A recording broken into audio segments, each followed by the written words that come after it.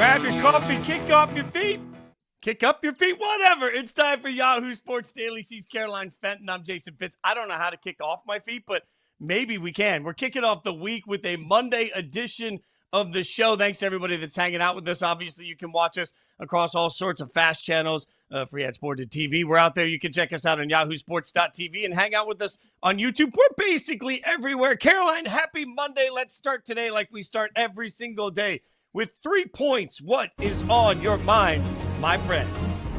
It's not just any Monday, Fitz. It is college football is back kind of Monday, because on Saturday we got Farmageddon in Dublin, and it was no more like college football is back kind of feeling when it was gross and gritty and there were turnovers and a couple of teams from the heart of the Midwest. It just felt very college football. But like I said, Iowa State, Kansas State in Ireland, just as week 0 has kicked off over the last couple of years.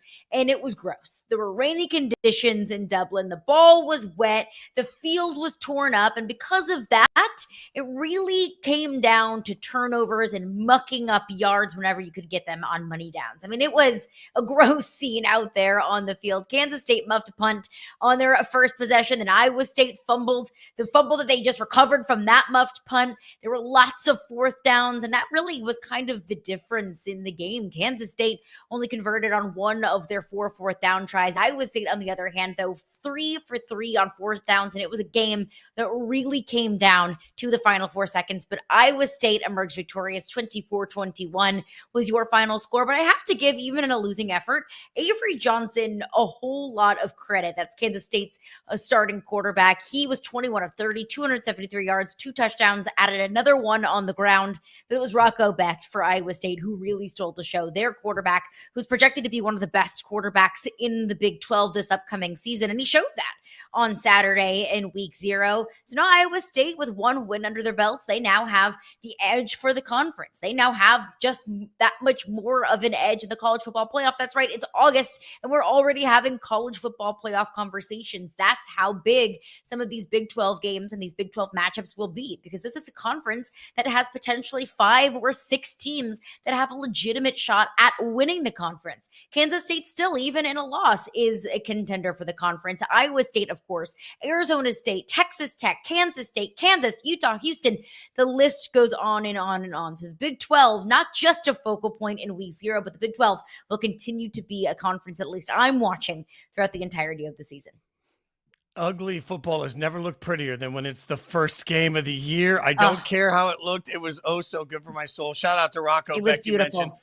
His dad, Anthony, should be noted, the head coach of the St. Louis Battlehawks in the XFL. So Anthony Beck's son out there doing big things. All right, let me get you. Yeah, there we go. Let me get you the first point on my mind for the day. Speaking of quarterbacks, backup quarterbacks moving all over the NFL. So it feels like if you had a bingo card with dominoes trying to figure out what's happening, it got a little confusing. So the Vikings trading Sam Howell to the Eagles. The Vikings get a 5th-round pick and a 7th-round pick. The Eagles, as you see there, receive Sam Howell and a 6th-round pick. Importantly here, Tanner McKee, the backup for the Eagles, may or may not be ready for week 1, so they get themselves another backup quarterback option. And then the Vikings turn around and immediately figure out what they're doing there, because they signed Carson Wentz. So what does this tell us? Well, J.J. McCarthy, we all know, has a bunch of eyes on him. Tells us they wanted to bring in a vet that they know can learn this offense quickly, that they believe can actually come in and at least support the quarterback room the way it needs to be supported. Let's remember J.J. McCarthy, again, I keep screaming this from the mountaintops, getting his first meaningful snaps in the NFL. This feels like a really smart move to me, to bring in somebody that has seen a bunch of football, that can be a calming presence and can just continue to help be the quarterback in the room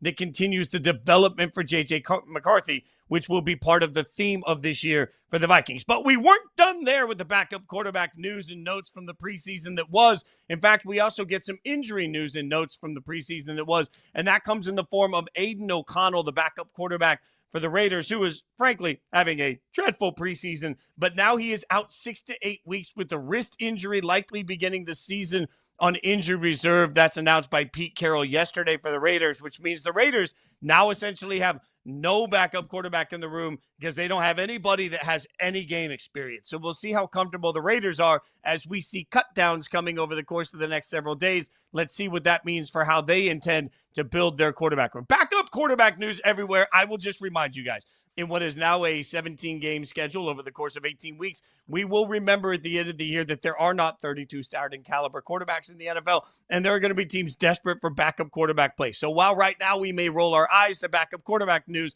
let's remember how important it becomes when we hit the end of the regular season. And that, Caroline Fenton, brings us to our big point, our number one point, the absolute thing that everybody was obsessed about. It's something new. It's something exciting. It's something we've never talked about before. The Browns quarterback position. Oh, okay. Here we go. All right. I know. I can't get enough of it, though, Fitz. The world can't get enough of it. It is truly like, at this point, the Browns quarterback, the way we are covering the Browns quarterback room. Let me be clear here. I'm not talking about the individuals. I'm not talking about the Browns. I'm talking about the way it's being covered is truly Love Island. Like, I have opened up Netflix, I am scrolling, and all it is giving me is like barely dressed, really hot people that are in some sort of a love competition. Like, none of it feels like it has any substance. It all feels like Shedeur went out. He was 3 of 6, 14 yards. That was a story in and of itself. But the bigger story is that he was pulled with a couple of minutes left in the game as the Browns were trying to go down and run their 2-minute offense. Stefanski chose to put Shedeur on the sidelines to bring in a quarterback that was cut 24 hours later, and social media was in outrage over it, my friend. First of all, I think maybe your Netflix algorithm is just an indication of what you watch. See, I don't get that. I get like sports documentaries and crime documentaries on mine. If you're getting MILF Manor and Too Hot to Handle, then I think that says more about your writing watching down habits. MILF Manor. That sounds amazing. MILF Manor. Okay, go ahead. Yeah. Highly recommend to you and to anybody watching. Look, here's the thing with Shedeur Sanders. It wasn't just 3 of 6 for 14 yards. And those 6 pass attempts, he took 5 sacks. Shedeur Sanders was not good in that third and final preseason game. And that's okay to say. It is okay to tell the truth. Shedeur Sanders in preseason game number 1 against the Carolina Panthers was fantastic. I mean, he impressed me, and I think he impressed a good bit of the football world. And after that game, I came on this very show and I said, Shedeur Sanders silenced all the haters for now. Today, Shedeur Sanders can wake up and say, I proved all of you wrong for now. But we have to take everything as it comes, right? We could take Shedeur Sanders' performance in the first preseason game and say he killed it, he balled, and he proved that he deserved to be in the National Football League. But in the third game, he wasn't good. In the third game, he couldn't execute an offense. And in the third game, frankly, he looked like he didn't belong in the National Football League. I think the truth about Shedeur Sanders is probably somewhere in the middle, right? That Shedeur Sanders is proving that he is a fifth-round rookie. That Shedeur Sanders is doing things that all rookie quarterbacks can show in the preseason. They look great at times. They look not great at times. They could look like vets at times, and they look like rookies at times. That's what any fifth-round quarterback in the history of the National Football League will look like in a preseason game. And I'll even add to that, like, rookies look like that in preseason games, period. I don't care if you're the first overall pick or if you're Shedeur Sanders that was picked in the 5th round. Quarterbacks and players in general can look shaky in the preseason. Now, it doesn't mean that Shedeur Sanders should be cut. I think that would be a ridiculous take and a ridiculous opinion to have. But I think it's just a reminder to all of us that we need to take the good with the bad, and we can call it like it is with Shedeur. He was great in game 1, and he was really bad in game 3. It is what it is. He has a lot of stuff that he needs to work on, but he's a 5th-round rookie. Like that, the fact that we are talking about a 5th-round quarterback, the way that we are talking like about Shedeur, it's unprecedented. Fitz, I've never seen anything like this in my life. We've seen some good things. We've seen some not so great things, and that's just welcome to the NFL. Welcome to being a rookie in this league. If someone is drawing a line in the sand and saying that they are squarely on either side of it, the line of Shedeur is amazing or Shedeur sucks, if somebody has drawn that line and they're saying they're on one side or the other of it, stop listening to that person. This is the best advice I can give everybody, because what we saw after this preseason game was a total flumbuzzle. Everywhere you could look, it was absolute commotion, right? And all of this was created, frankly, as I use an incredible word, all of this was created by this sensationalism with which we talk about Shedeur. And here's the problem. Like Jeff Schwartz smartly pointed out on Twitter, because people were coming in saying, oh, they put in bums to block in front of him, and they made the play calling more difficult for him. Kevin Stefanski wants him to fail. These takes are stupid. Stop listening to stupid people tell you stupid things, because as Jeff Schwartz pointed out smartly on Twitter, the offensive linemen that were in the game are also trying to win their jobs. Everybody on the field is trying to win their job. In fact, I don't fault Kevin Stefanski for taking Shedeur out with 2 minutes to go in the game. As much as people keep yelling about that, let's remember, he is one player on a full roster. So if you are a coach and you want to see what your offensive line can do, and you want to see what your tight ends can do, you want to see what your backup wide receivers can do, you want to see how everybody on the field can execute a 2-minute offense, and you've got a quarterback that's holding on to the ball too long, he's not making quick definitive decisions, and he's running backwards. Well, what does that do? That prevents you from having the opportunity to see everybody else on the field play damn football. So, yeah, they put in a veteran, they cut a day later. Why? Because veterans can quickly run 2-minute offenses. They can see what's in front of them, and they give the rest of the team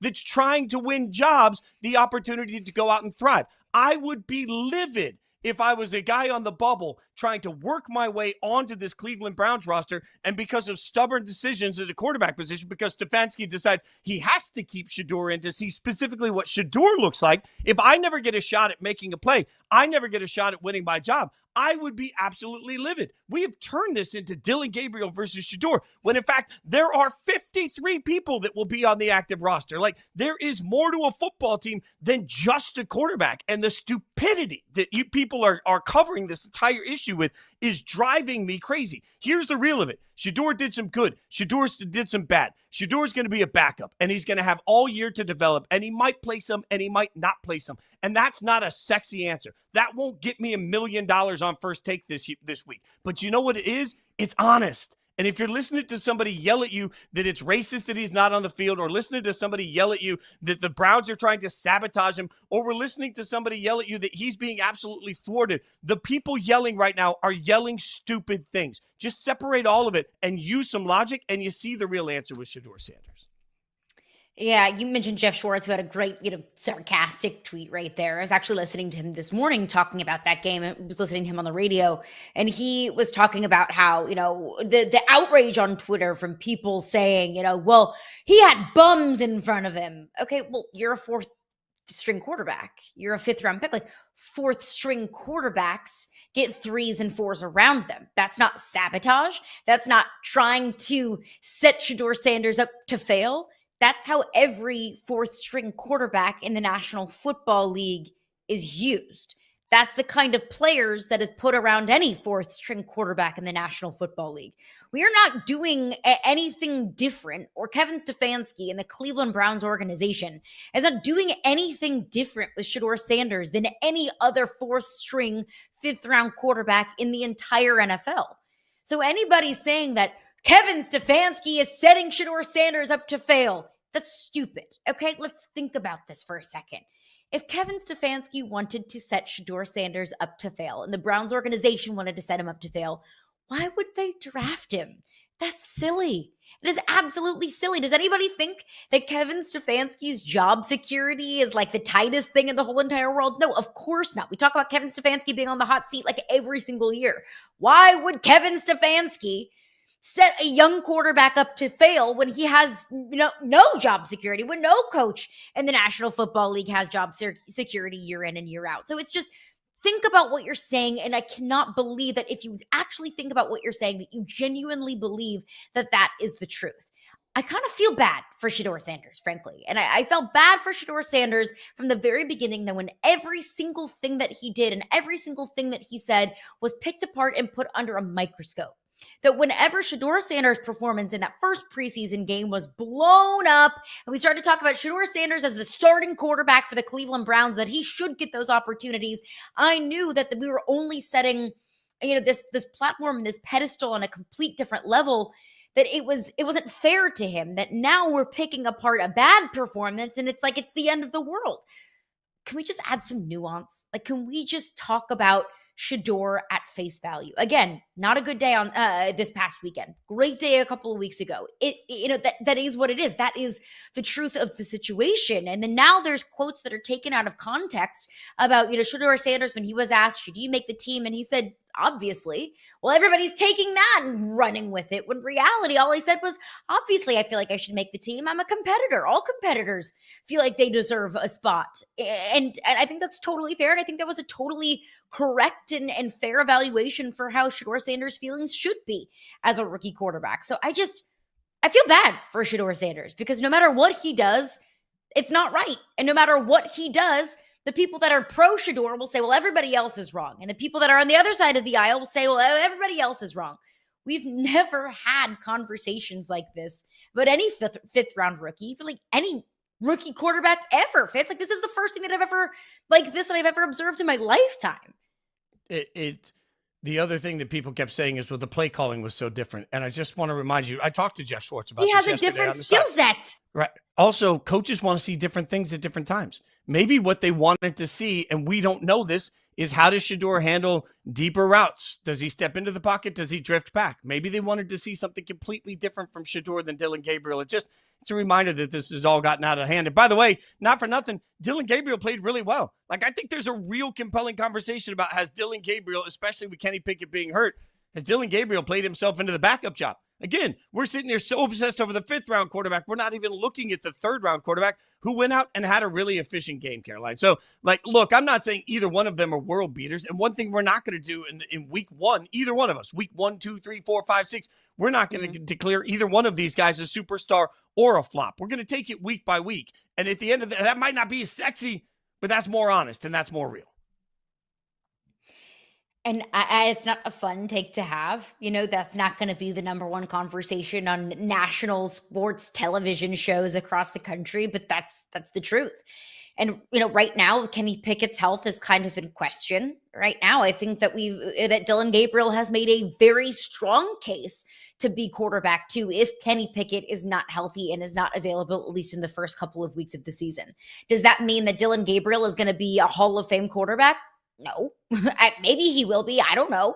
Does that mean that Shedeur Sanders has no opportunity to, prove himself in this league? Of course not. He's going to have ample opportunity to prove that. If Shedeur Sanders belongs in this league, he will pave a path to be a starting quarterback in the National Football League. Nobody is holding anybody else back. Well, nobody's holding Tommy Fleetwood back. Coming up next, we had a massive weekend in golf, including one of the best stories we've seen in sports in a long time. We'll tell you about it next on Yahoo Sports Daily.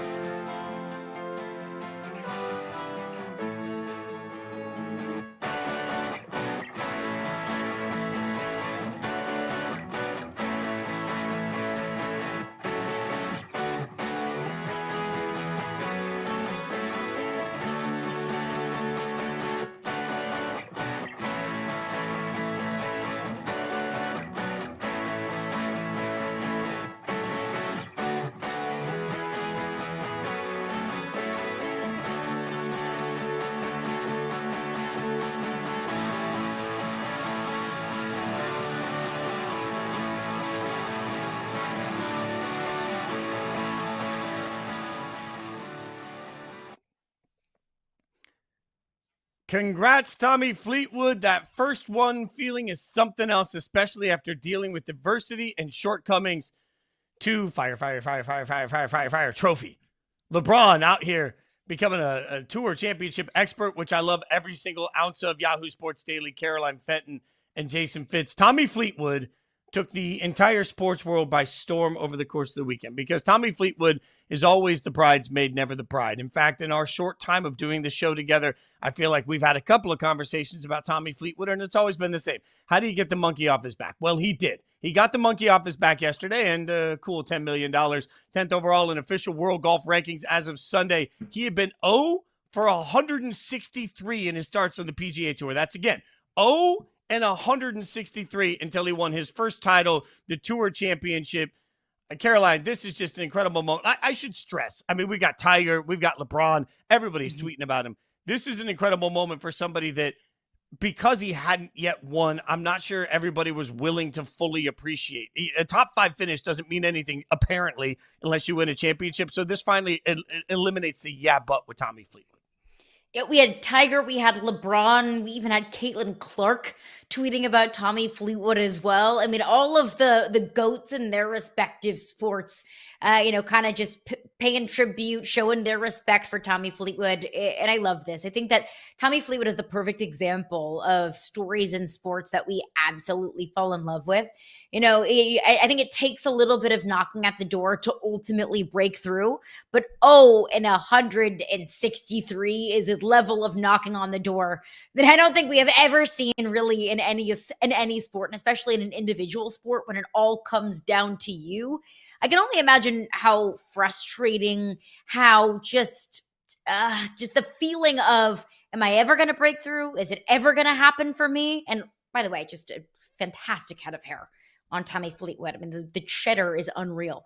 But just the feeling of like, is it ever going to be me? Am I ever going to break through? And then that feeling of am I going to choke this one again? I'm watching the America's Team docuseries on Netflix, and I kind of had the same feeling watching the Buffalo Bills. Sorry to our producer Josh Golden, who's a Bills fan. Don't mean to rub a little salt in the wound there, but I found myself, even though I knew the Bills didn't win any of those Super Bowls, I found myself still cheering for the Bills and wanting the Bills to win, watching through that docuseries, because I think it's so easy to fall in love with greatness that hasn't yet been realized. The Charles Barkleys and the Dan Marinos, and that the greatest ones that never won a championship. And so for Tommy Fleetwood to finally break through, it's just a story in sports that I think we can all fall in love with, a person that we can all fall in love with, and we can all collectively cheer for, that he finally got the one. And I was actually watching him on SportsCenter last night. He was doing an interview. One of the second or third questions that he was asked was, well, you ready for the next one? I feel like we can never just, enjoy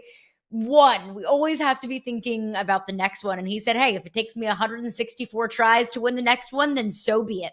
But good for Tommy Fleetwood. I love this for him.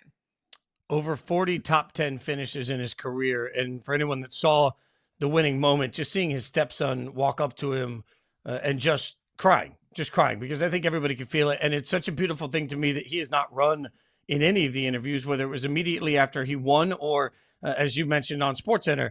I've seen him a couple of times asked about the monkey on his back and truly reference, hey, trying not to tighten up and realizing that it hasn't gone the right way and trying to remain consistent. And those are all painfully real things for athletes to talk about. You mentioned the Bills. Let's get into it. Some other teams or players that we would love to see break through, have their Tommy Fleetwood moment, because when you talk about Buffalo, I think about those 4 straight Super Bowl losses. I also think about the chances I've had with Yahoo to talk about Josh Allen.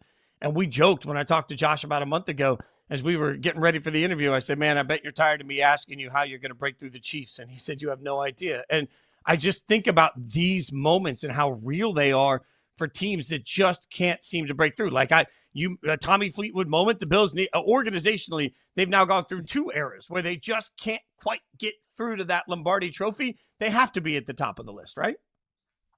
The Bills are 1,000% at the top of the list, whether it's the organization as a whole or just this iteration of the Buffalo Bills. I'll throw the Ravens into the conversation as well. I mean, the Bills, the Ravens, 2 teams that absolutely have Super Bowl caliber rosters, but just haven't been able to break through because a guy named Patrick Mahomes and a team called the Kansas City Chiefs exist. It feels like the Ravens are always in the conversation.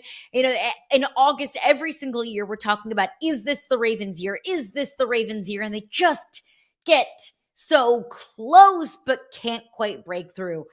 Is there a more frustrating feeling in sports, Fitz? Being so close, but never breaking through. Like, I think that is more devastating than just being absolutely dreadful. I go back and forth because I've lived both in my fandom. There's something about living in the sea of suck that just, like, when by week 3 your season is done, that's defeating to me. But I'm with you. I think college football fans feel this to their core too. Like, think about Notre Dame fans. I always think about a couple of my buddies that are diehard Notre Dame fans. And just how even going into a national championship game, I often make fun of, Mike Golick Jr. is like a brother to me. But the number of times I remind him that he lost a national championship game is just, it's staggering. Because if you're a Notre Dame fan, you're always one of those teams. But now you have to fight the constant rhetoric of, well, they can't win in the playoffs. Like, no matter what happens, no matter what this year's Notre Dame team does, there will be some sort of conversation about the way last season ended when we come playoff time, which is totally unfair to those guys. But you got to feel like Penn State's in the same boat, right?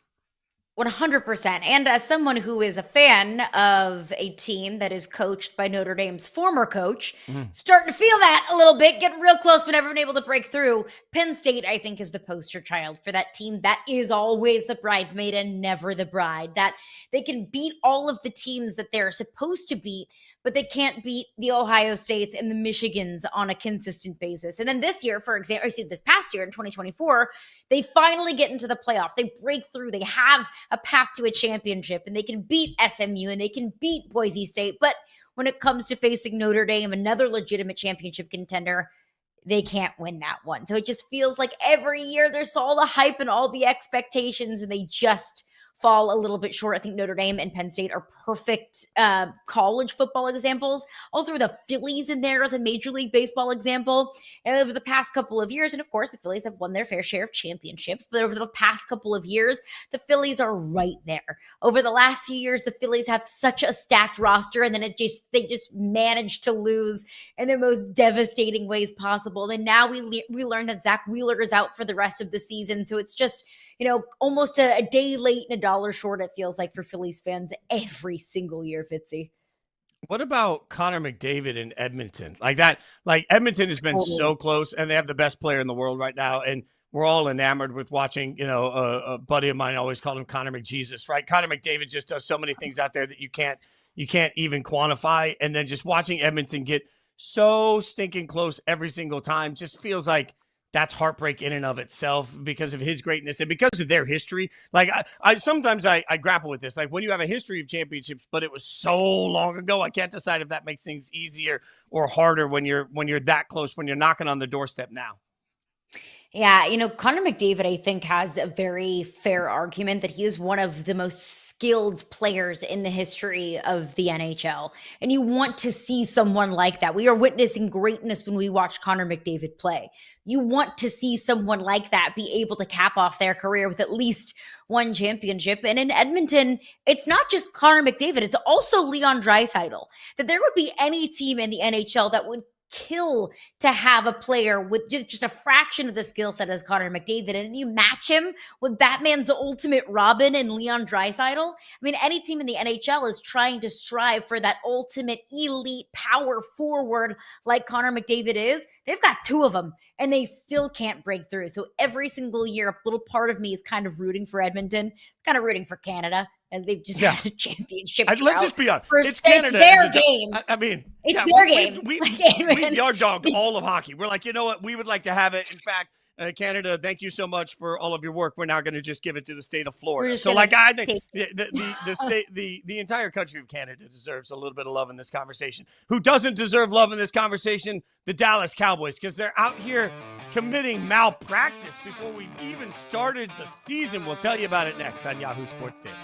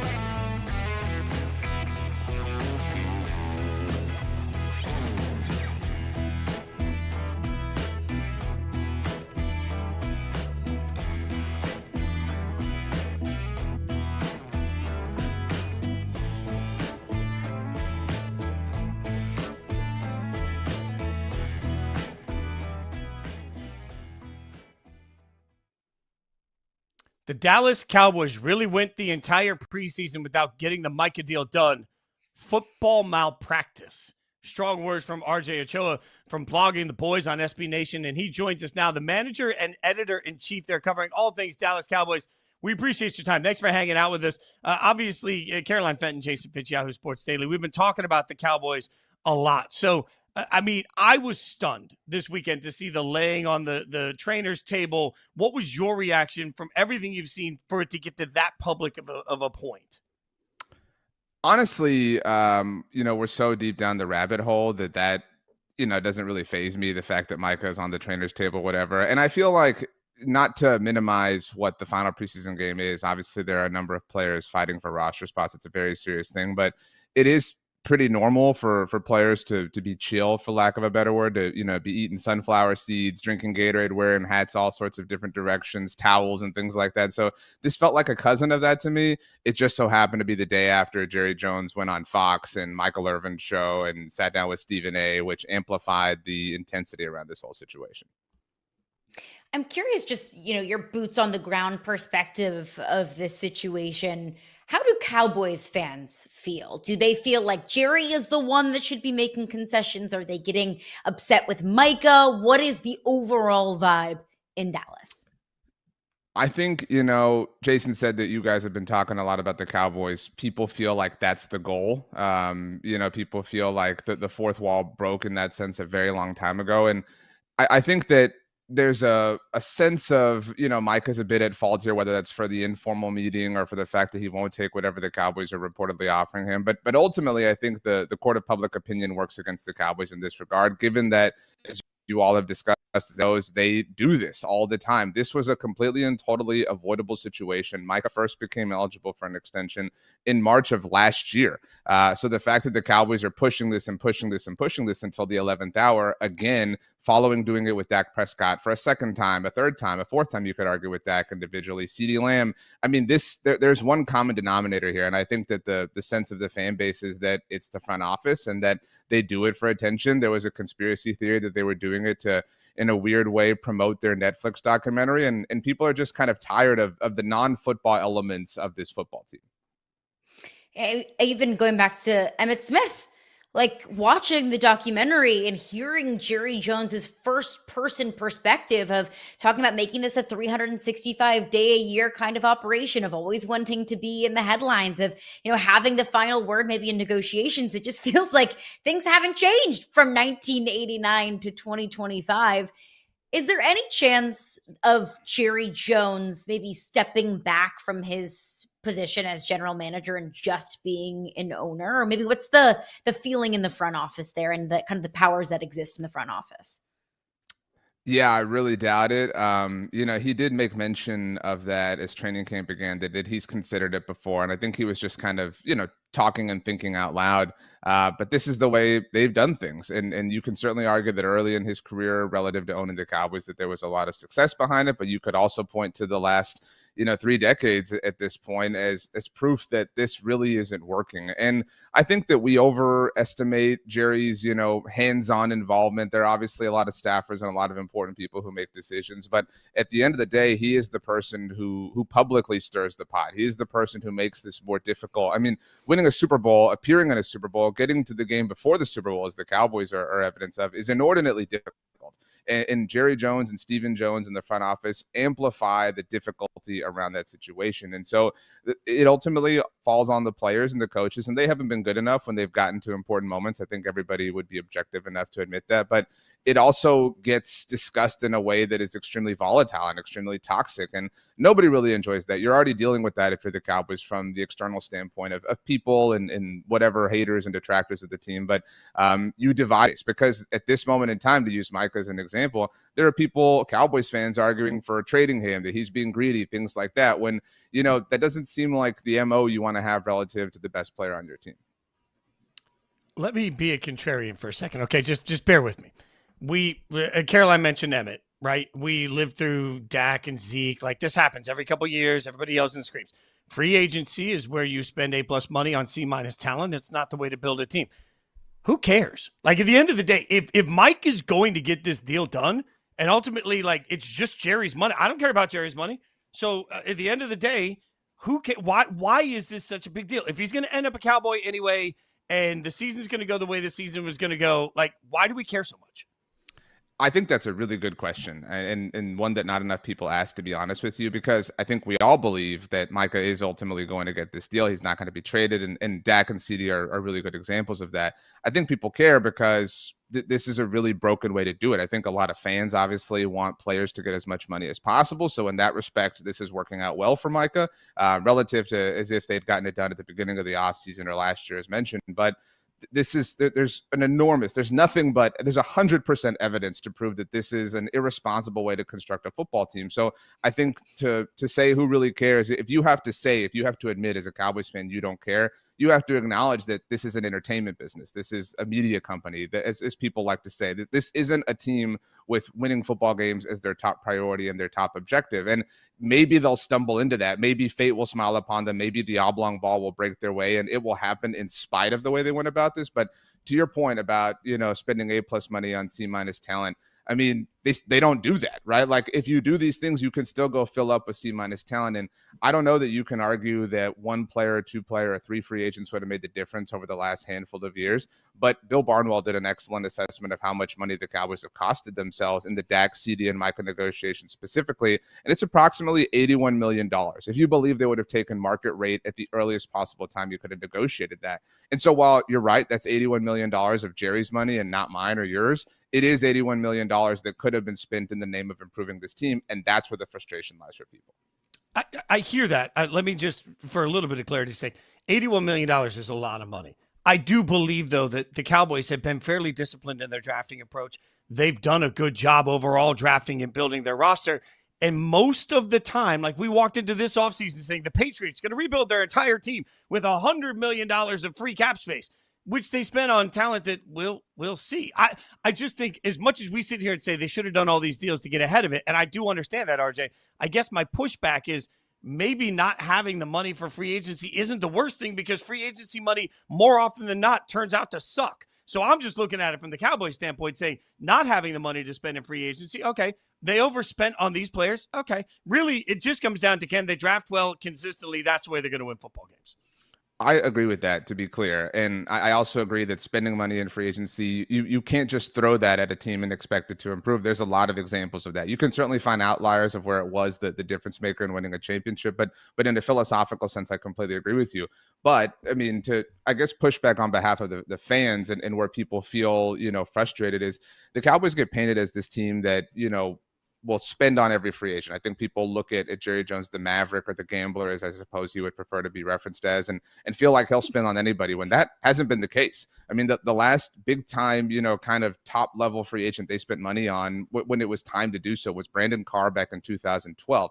So again, we could agree that maybe throwing money at free agency isn't the right way to go about it, but that was 13 years ago. And so why continue to try this path? Why continue to do things this way? And I think there's a different level of frustration that exists because the onus for all of this ultimately falls on the likes of Dak and CD and Micah. People get frustrated because you look at a team, and it's not hard to if you're a Cowboys fan, because the Eagles are within the division, like Philadelphia, and how they're willing to say this C- talent might not help us across the whole of the season, but they might help us in this random Week 9 game in Green Bay. They might help us in the wild card round. They might help us not have to be in the wild card round. So going at this in the same manner over and over is just counterproductive to a lot of people. And that's just from a roster building standpoint. If you talk about a chemistry or relationship standpoint, what does this accomplish? What does it accomplish to divide yourself from the top wide receiver on your team, from your franchise quarterback, from the best player on your team? There aren't a lot of examples in the 21st century of players publicly requesting a trade from the Cowboys. And it may not happen. It may just have been tactical. It may have been posturing for Micah. But at the end of the day, there's a rift here. There's a divide that is, even if they get this extension done, money fixes a lot of problems. Things will never, ever be the same. And so it's worth paying that money at the very beginning of the cycle to prove that you are an organization in a place where happiness and bliss is possible. That's what I keep asking myself is, sure, yeah, Jerry and the Cowboys are in the headlines every single day, but at what cost? So I'll ask you, RJ, what do you think is the most likely resolution here between Micah and the Cowboys?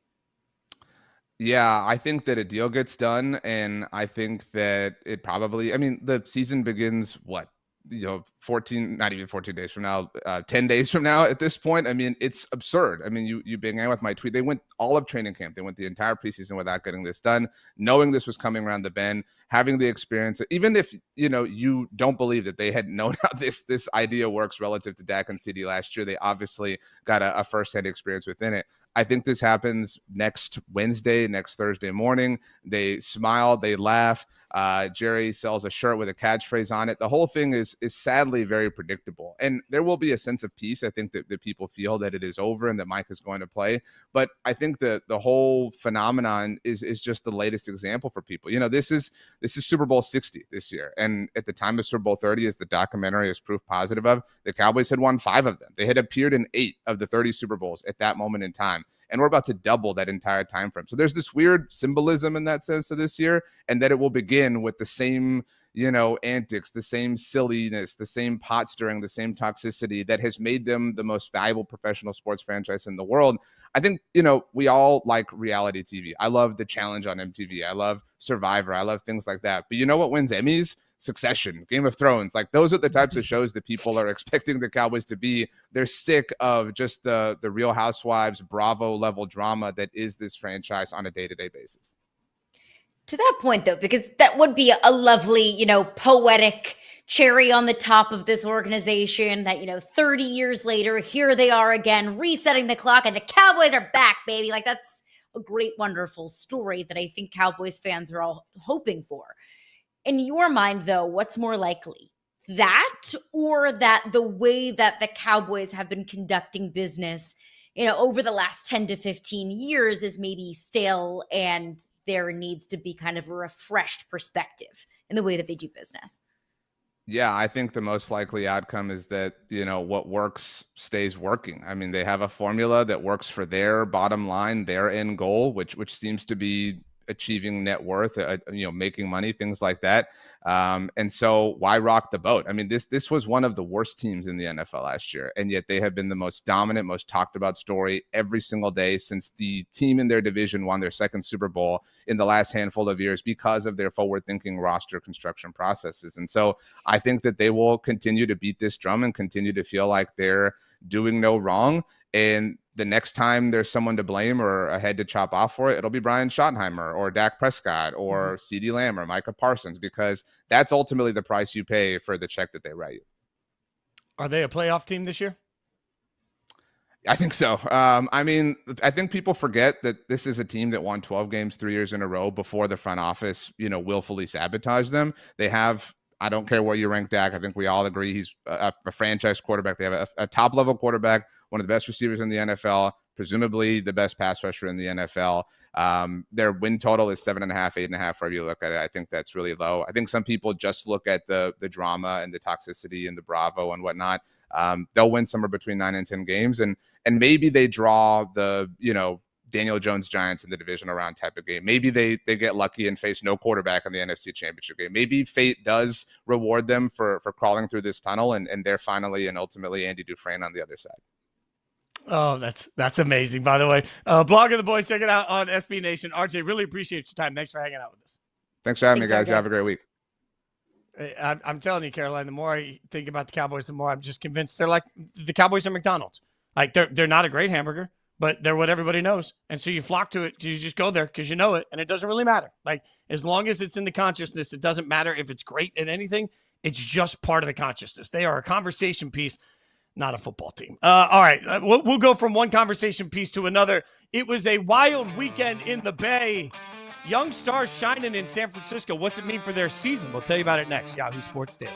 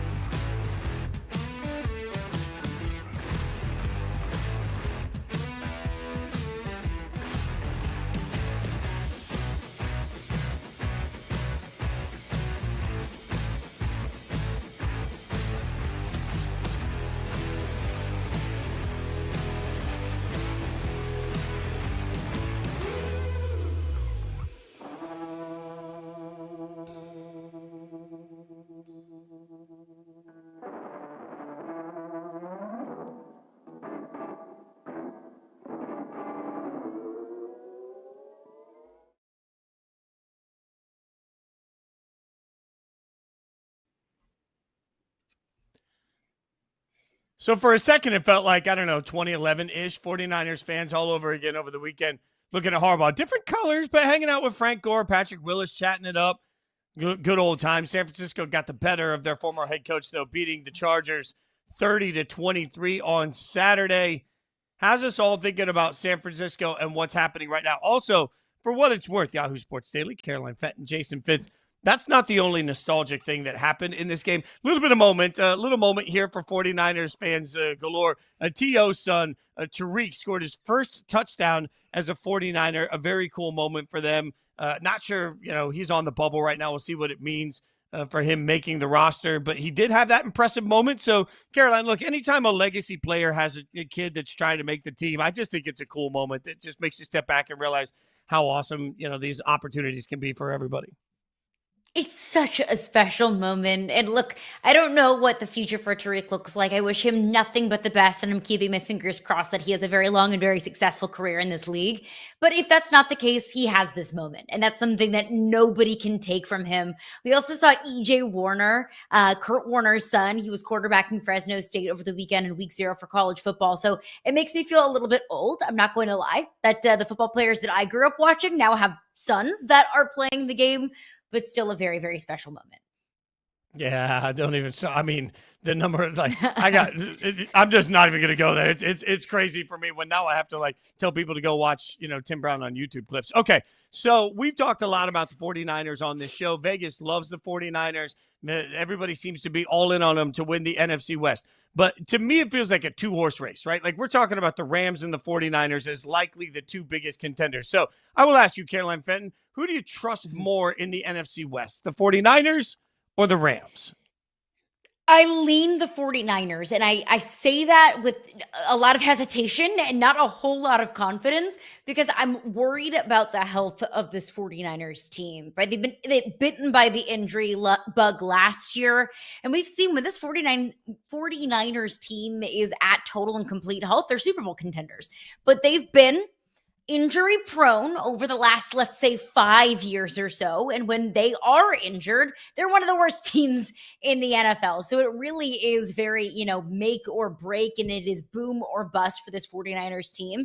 I just have to have so much trust in the veterans on this roster.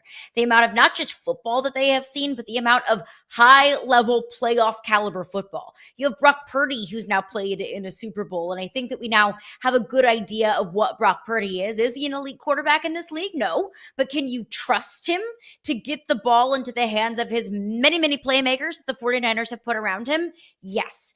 The only reason, I'm not going to say the only reason, but one large reason why, though, Fitz, I am giving the 49ers the slight edge is because I don't know how much I trust Matthew Stafford right now at this point. Not in terms of football. I very much so trust Matthew Stafford as a passer, as someone to take care of the football, someone to lead his team. That back is just a really big concern of mine. Back issues for a 37-year-old quarterback. I don't know how much we can rely on Matthew Stafford to be available for a consistent period of time this season. Your best ability is your availability. So to that, I lean the 49ers and hopefully Christian McCaffrey getting some of that dad energy back. He's back. He's healthy. He has a new baby girl. Dad energy is a real thing. Bang, bang, Niner gang. I love the concept of Christian McCaffrey being back, but as scared as you are of Stafford is where I am with McCaffrey. Like the last couple of years before last season, we got a healthy McCaffrey and we saw how beautiful that can be. But for the majority of his career, there have been concerns about his availability over the course of a 17-game season. Now, Brian Robinson was traded from the Commanders to San Francisco over the weekend. That's another big note for the 49ers, and it definitely impacts some of this. This is a exchange for a 6th-round pick. I think what they're telling you right there is, hey, we want to have some security in the room. We know. And anybody that played fantasy football knew last year, you could basically pick any running back up from San Francisco, and you were going to have some success. You won your league picking up people that, if you're being honest, you'd never even heard of before suddenly they were on the field. Like, I get it. But for me, so much of this offense runs through Christian McCaffrey, and so much of this team has gotten older and injured, I can't trust him. And I don't know how much we should trust through all of this Shanahan to just be a world beater. The years for Shanahan so far for San Francisco have either been very good or very bad. We rarely see very bad from Sean McVay. Now, as we've said a couple of times on this show, you get older, your back doesn't usually get better. So the Stafford thing does worry me. But you put Devontae Adams on that offense with Sean McVay, And then you factor that in with the way the Rams are playing. I just really believe in the Rams. That defense for the Rams has overnight, it went from being, yeah, it's fine, we have a defense, to overnight being, yeah, we got that defense, right? Like, there's such a difference. That defensive line is so disruptive. San Francisco's, I should say the Rams, I'm sorry, are capable of winning ugly football games. And Caroline, that matters to me. I don't think this is about Brock getting paid and all of those things. I think the 49ers are getting older. And when you're getting older at key positions and you become injury prone, that doesn't get undone. So now if I got to trust, I got to trust one guy, Stafford, to be as healthy as he can. And I think he's got a coach that can get the most out of Jimmy G, whatever that is. If I got to trust the 49ers, I got to trust a bunch of guys to be able to stay healthy on the field. I don't. So I think the Rams actually win the NFC West. And I think it will be the difference of like one game. I don't think that the winner of the NFC West is going to take it and run away with it. That's how close I see these two teams. But can the Rams win gross, muck it up, run the football, low scoring, defensive, forward kind of games? Sure, they can. How consistently? How many games can the Rams win like that? And look, they just pay the running backs and they have, a solid defense 100%. But with a Sean McVay coach team, I view this Rams team as the kind of team that wants to win games offensively, and they can win them defensively if and when they need to. I also trust the 49ers to do that as well. So that's why I think these two teams are very, very close. And look, the 49ers have been injury prone. We just have learned about, or we know about another injury that's been plaguing this 49ers team in camp, that Juwan Jennings has been missing, or has missed all of training camp with a calf injury. How concerned would you be about Juwan Jennings? Understanding that there's no Deebo Samuel in the 49ers receiving brass, I think they expect Juwan Jennings to take more of a step forward in this receiving core. How concerned would you be about Juwan Jennings missing camp? Yeah, I mean, I'm not concerned about him missing camp as long as he comes in and he's 100% day one. Now, they are saying that he's expected to be ready for week one, but my God, I mean, if you look right now, I'm looking at the depth chart right now for the 49ers, and it says Brandon Ayuk out. Juwan Jennings, questionable. Demarcus Robinson, suspended. Jacob Cowing, questionable. Jordan Watkins, questionable. Russell Gage, questionable. They have two wide receivers, Tariq Owens that we mentioned earlier, and Robbie Chosen, are the only two people that don't have a letter next to their name on the wide receiver depth chart. So Juwan Jennings, I think, has to come out. Not only, I'm not concerned about the fact that he missed camp. I'm concerned about a wide receiver with the calf injury, even if it's that wide receiver. Look at that picture. Look at that picture, Caroline Fenton, just out there in the streets. I'm not concerned about my Jennings. Close personal best friend, Juwan Jennings. How in the world could I be concerned about him with a smile like that? Backstory. Juwan Jennings is from the Nashville area. I lived in Nashville for several years. I was coming back to Nashville, coming home, and I saw him in the airport. My fiance went to Tennessee. He is a die-hard Juwan Jennings fan, loves Juwan Jennings. So I thought, okay, let me put my fan hat on for a second, asked him for a photo as we're waiting at baggage claim for our suitcases to come out. And he said, I'll take a picture with you only if you wear that cowboy hat. I was coming back from an event where I got like a customized cowboy hat. And I said, heck yeah, I'll wear my cowboy hat for the photo. So there we are. Just a couple of old best friends hanging out in the Nashville airport. Can we pull that picture up one more time? I need to acknowledge something here, Caroline Fenton. Sometimes I stand next to NFL players and I'm just amazed at how huge they are as human beings. I think this one's a combo effect because Caroline Fenton, tiny. Okay. So Caroline's tiny and Juwan Jennings, like, look at the fact that he's like leaning over to get in the picture, yet still a solid foot taller than you are, even as he's leaning over. And that's without the hair standing up. I just want to point out to everybody that's a combo effect that it's a combo of Caroline Fenton being a tiny human being while Juwan Jennings is a tall human being together. I love this energy, by the way, and that smile and that joy, and by both of you. He's like you brought all of the energy into it. He was the nicest person. Like we ended up chatting for a couple of minutes. We were talking about how excited he was to be home, to see his family in Tennessee. We were just chit-chatting. It was great. Now he was like bent over, like hinged at the waist, bending down so far. And I have this hat that gives me about 6 extra inches at the top of my head. But lovely conversation. I will always root for Juwan Jennings. Always have, but especially since then. Yeah, look, now we're just going to openly shill for Juwan Jennings to come on the show. Feels like that's the only way to do it. We need Juwan to come on the show This is the since you guys invitation. are absolute besties. And you know what? I'm flipping my whole pick. 49ers win the division. There we go. Now I've covered myself. Yes! If the Rams win, either way. But yeah, friend of the show. We're calling Juwan Jennings a friend of the show based solely on an airport selfie. That's the way things are going to roll around here. Okay, we got a lot to get into. Hour number 2 of Yahoo Sports Daily is coming up right around the corner. Got golf to get into, obviously, and National Kiss and Makeup Day. We'll tell you about it. It is a real thing, and we're gonna make some relationships feel a lot better coming up next hour on Yahoo Sports Daily.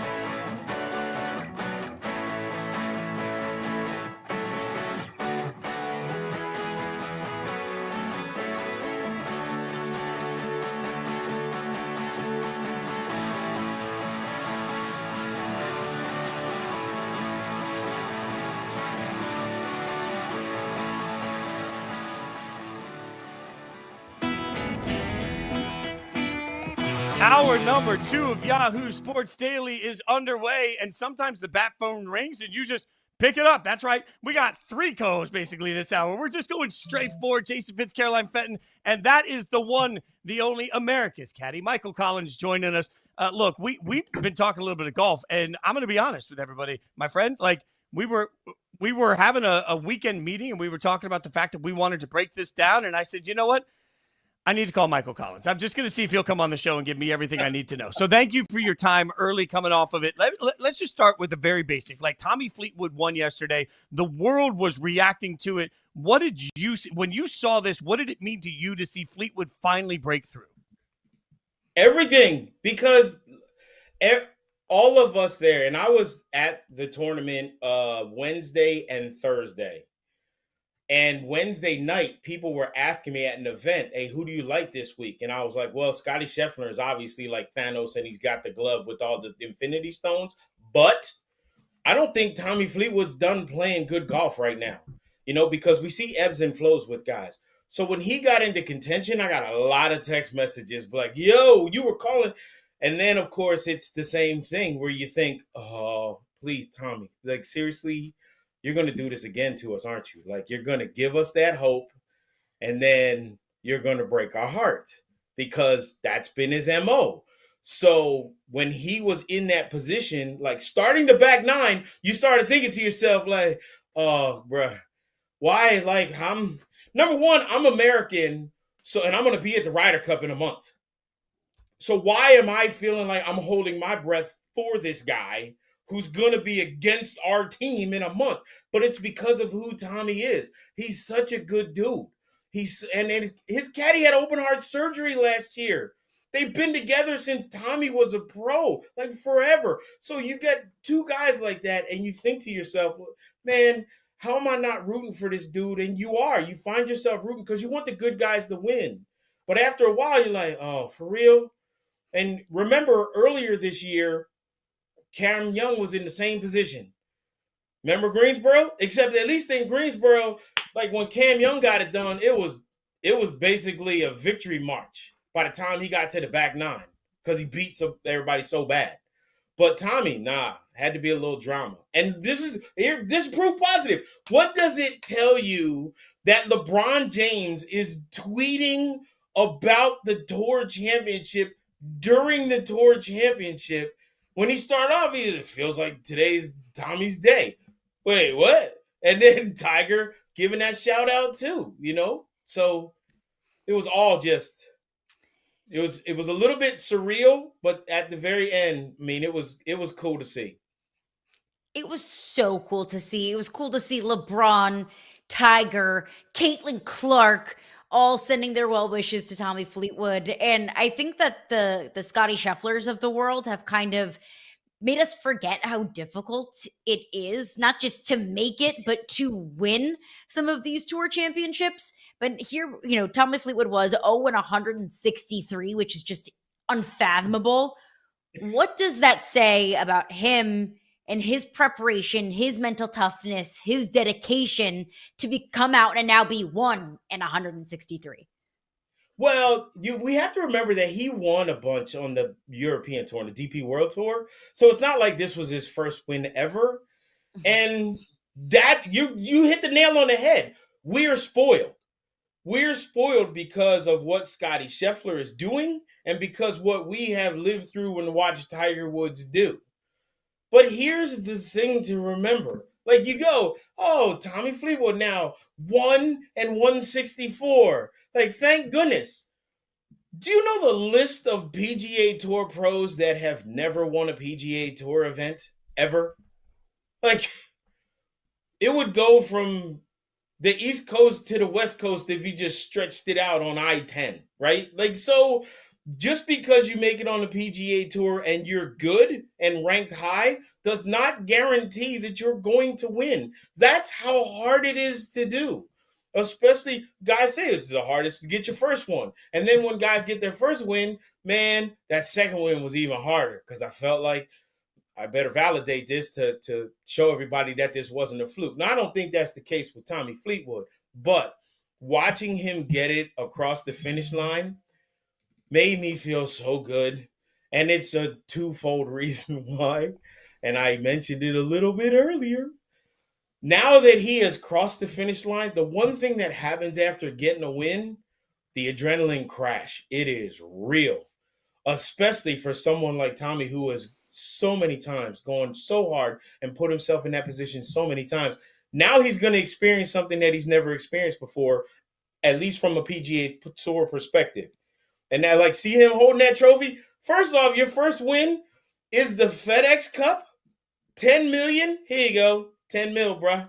I mean, if you're going to win one, that's a pretty good first one to win. But here's what makes me feel good. That adrenaline crash that's going to happen, man, don't think that won't last a little while.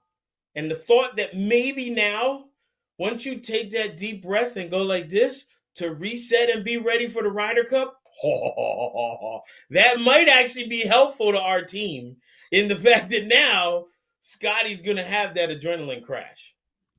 Wait, you're blowing my mind here because literally, Michael, I was about to ask you, like, hey, getting the monkey off his back, does that help him moving forward? Like, he no longer feels that same weight. You're telling me it's the opposite, though. Like, hey, you won, and now all of a sudden you got to navigate that? Like, that's stunning to me. Why? Fitzy, think about this, man. What happened to Rory after he won the Masters? Everybody was like, yo, monkey's off his back. He got himself the Grand Slam. He gonna be rolling now, right? He ain't never gonna lose again. Huh? He mad. What? He mad? He don't want to talk to the media. What? He ain't make the cut. What do you mean he don't want to play? Oh, my bad. That's fair. So what is now? I mean, we got to talk to you about Scottie though, like, because coming into this thing, our conversation last week is Scottie the most dominant of any person in his sport? Is he dominating more than anybody else? So now he didn't win this tournament. Oh my God. Who knew? How do we put his season into perspective then, knowing how it's now ended? He's still player of the year. I mean, that's how funny is it that the dude finishes fourth place and whatnot, and then we're like, oh, what a disappointment that you finished T4 and like haven't finished outside. There you go, the top 8 in forever. The one thing I will say about Scotty, this is the most frustrating emotion that we've seen from him all year. And that was with Ted Scott back on the bag. So, like him, which is that people do not understand as a guy who caddied on tour for as long as I did, that twosome right there, when they got together, changed everything for the tour, for golf, because of how great they are together. Like that, people do not understand that golf, it is a team sport. I know people like to think it's an individual sport, but this is not tennis, right?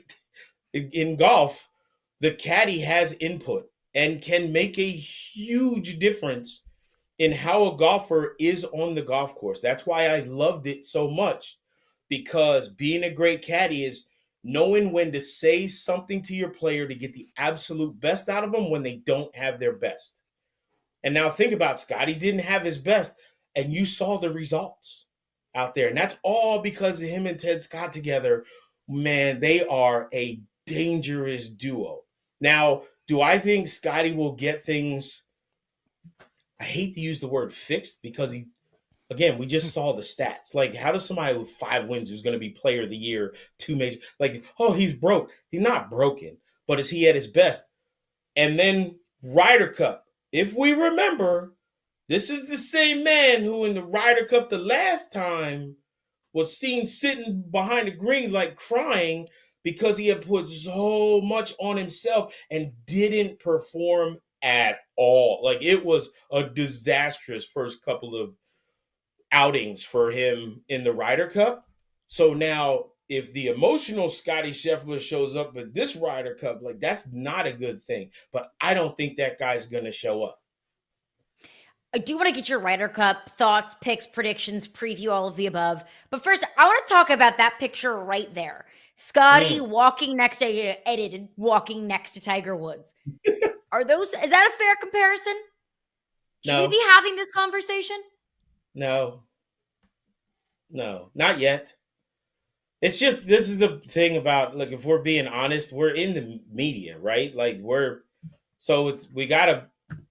there's stuff that happens. Be like, hey man, are we gonna talk about what we're eating today? No, we better talk some more. Okay, let's compare Tiger and Scotty again. Like, I heard a great analogy on this. Is like, this is what we want to do as fans and in the media.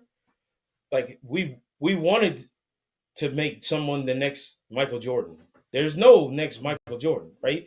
So think about golf. So after Jack Nicklaus, we're like, who's going to be the next Jack? Like, someone's got to take the mantle and be it doesn't work like that, really. It's fun to like do that, and it can be entertaining.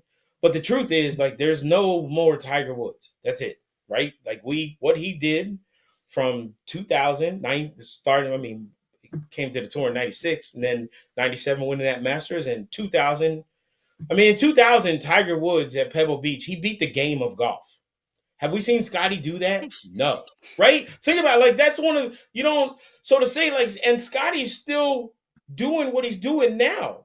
So to be like, Scotty Scheffler and Tiger Woods, we got to put their stats up, but let's let them finish first. And then we'll go historic of all time. Now we'll put the two of them up against one another and see whose numbers look right. But then, like, when you take errors, like, okay, so we'll go a whole way back to Nicklaus. Think of all the Hall of Famers that Nicklaus played against, and now all the Hall of Famers that Tiger played against. And now how many Hall of Famers is Scotty playing against? I don't know. Do you? If I knew that, I would have won the Powerball the other night, because I would have picked the right numbers. So it's fun to, like, do stuff like that, but is it a fair comparison necessarily? No, not really. It's fun to watch, and what's cool about what Scotty's doing is, think about all of the guys who had runs. Go way back. Start with Jordan Spieth. Remember Jordan Spieth in 2015 when everybody looked at him and was like, yo, Jordan is the next one. And that lasted, what, a year, maybe?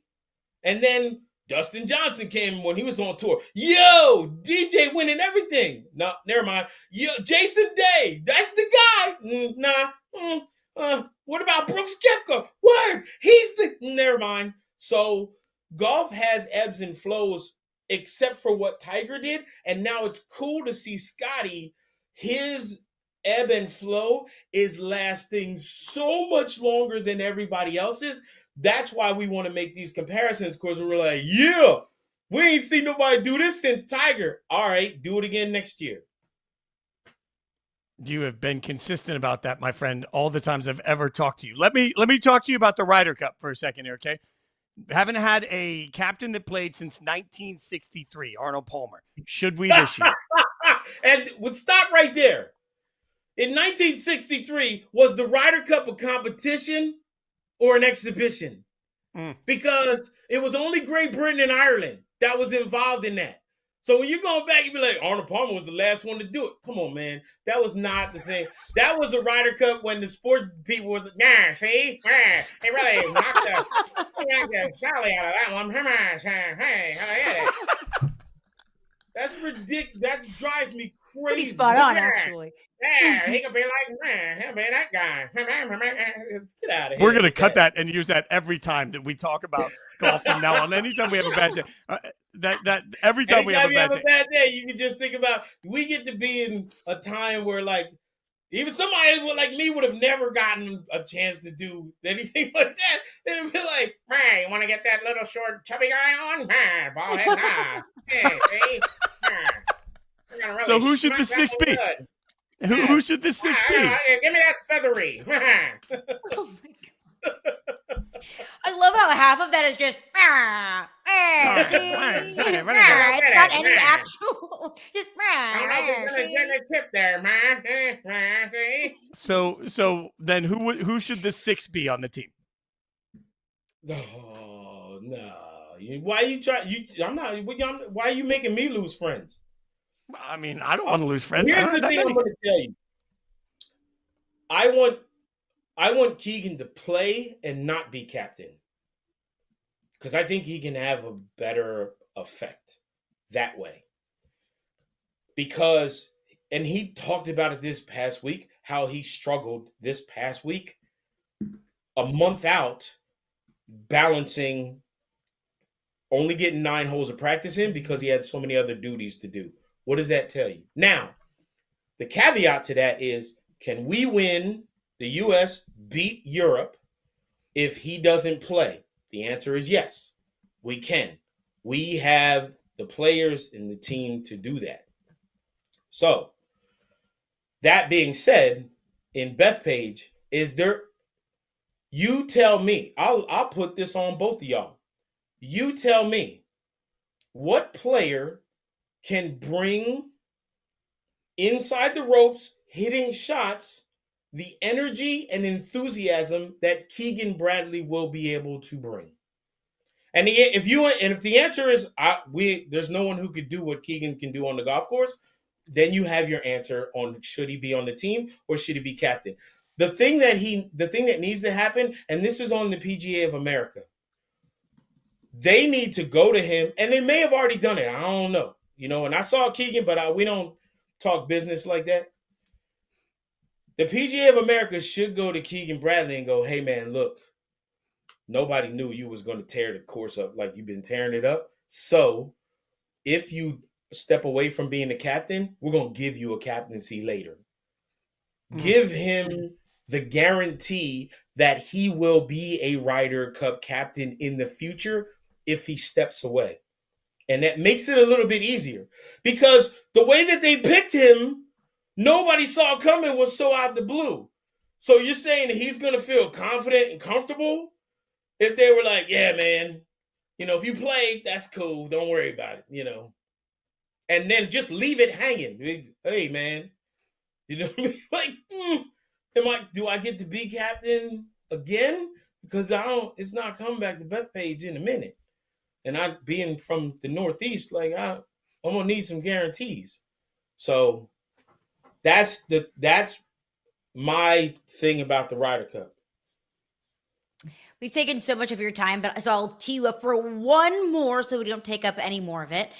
This is a question coming from some of our favorite viewers of the Yahoo Sports Daily program, our friends Mark and Pam Goldfarb. Their question for you: with the new PGA Tour committee chaired by Tiger Woods, what changes could we expect to the competition model?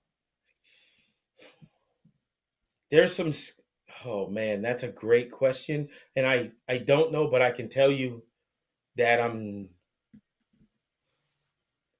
optimistically nervous, I guess would be the best word for it. So here's the thing. Tiger is the greatest golfer we've ever seen, and he's made more money than any other golfer. In like, this dude is the top of the top of the top, right? So let's put it into football terms, right? And we'll use, and as you can probably see behind, I'm a huge Eagles fan, but I'll put it into the GOAT, Tom Brady, right? I'm gonna get deep. Tom Brady is awesome, amazing, everything he's accomplished. Do you want him deciding what's best for all of the NFL players? Right? If you remember back when the split originally happened and there was a panic on the PGA Tour because they were losing guys to Live and the PIF, which they're still not joined, like they're still not that deal, right? I had a guy who ended up going over to Live. In the very beginning, he goes, Michael, pay very attention not to the guys at the top, but pay attention to the guys from 50, 75 down to 100. Because those are the dudes that feel like they're being ignored, right? And so what do we have now on the PGA Tour? Only the top 70 make the playoffs. We got a new guy coming in as CEO who I love, Brian Rolak. Would spend a bunch of time hanging out, chatting with him. He's a good dude. Same with PGA Tour Commissioner Jay Monahan. Good dude. I would not want to be in their position. And here's why. You come out and you say, Tiger Woods is going to run stuff. Okay, cool. When they had that meeting in Baltimore, if the dude that was 120th on the money list would have walked in and been like, hey, I'm here for the meeting, they would have been like, yeah, let me get 2 creams and a sugar. Be like, bro, I'm not. Do you think I'm here to get you coffee? So the danger is if you only focus on the top guys up there and you ignore the middle and the bottom guys, you're going to lose them, right? The reason that Cinderella is a great story is because she got to go to the dance. So if Cinderella can't get a chance to go to the dance, like I know when the guys are at the top, they're like, this is awesome. We need to stay up here. I need to get my bag. I need to do my thing, make sure I got to take care of me. Cool. That's fine. But what happens when those dudes fall off and something like my mom at the beginning of in the fall and the beginning of the season, I can't tell you how many times I would get text messages and calls. Hey, I tried to watch golf on TV. I didn't recognize any of the names. This is the problem. When you only take care of the dudes at the top and you say, oh, we need to see them play against each other more often. Well, at some point, they're going to hit 45, 50 years old, and they're only going to be able to hit it 265 yards. Like, they're not going to be able to compete against these young guys. But no one took the time to cultivate the younger dudes. So who wants to watch dudes you ain't never heard of before? Because nobody wants to tell their stories. And the guys at the top are like, yo, we need to make sure we stay here and get as much money as we can. No, that's not what the point of the tour is. The point of the tour is to cultivate a culture of next man up. It's like football, next man up in football. But you got to have opportunities to do that.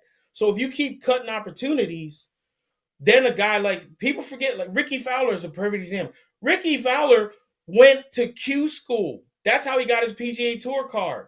It wasn't he went through the Corn Ferry and y'all just play better. Nah, he went on a route that wasn't, for a long time, wasn't even available. It's now back available again, thank goodness. But sometimes you got to look back and go, hey, to really get names. I just want the opportunities out there, right?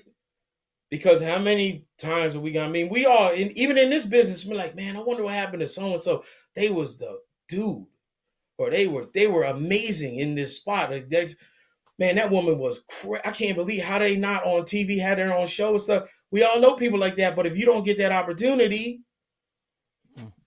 so this is what I'm afraid of. And I love the fact that Tiger's part of the committee. I'm nervous about the fact that he's going to be running the whole thing, so like, just because I'm optimistically hopeful that I want, but I also, is it easy to be empathetic to somebody? Like, if I got $30 million, a bag of cash, and I'm standing in front of a private jet, you think I'm really going to be like, hey, we need to worry about the janitor and the dude that cleaned my plane? Like, how, if I've never experienced anything like that, how am I going to be empathetic to that? And yet, you are so right. This is what we're asking. You're asking for something that someone has maybe never experienced before.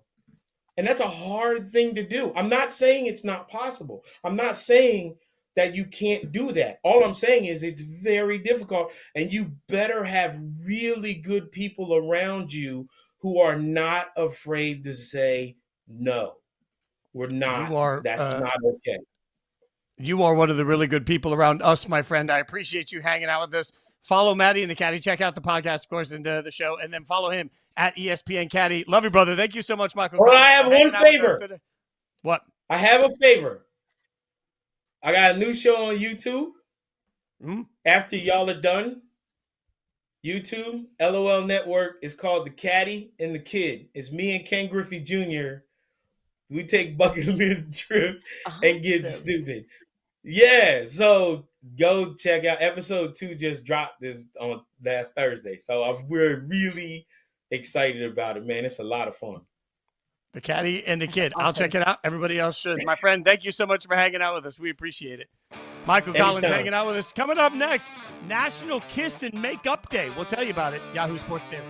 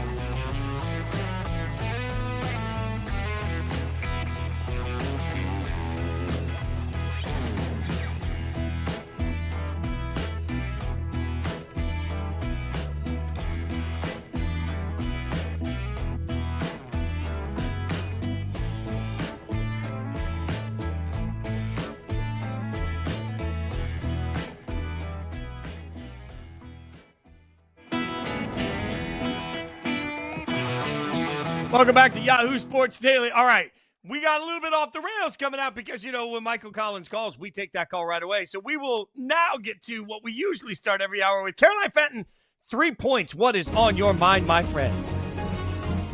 Absolutely. We have a new catcher home run king in town. He resides in Seattle, and they call him the Big Dumper. Cal Raleigh has now hit more home runs in a single season than any other primary catcher in Major League Baseball history. He tied and then broke Salvador Perez's record on Sunday, hitting his 48th to tie and then 49th home run to break that record of the season on Sunday at home against the A's. We get to bask in all of his glory. He had a ovation. He got to do his curtain call after taking on that feat.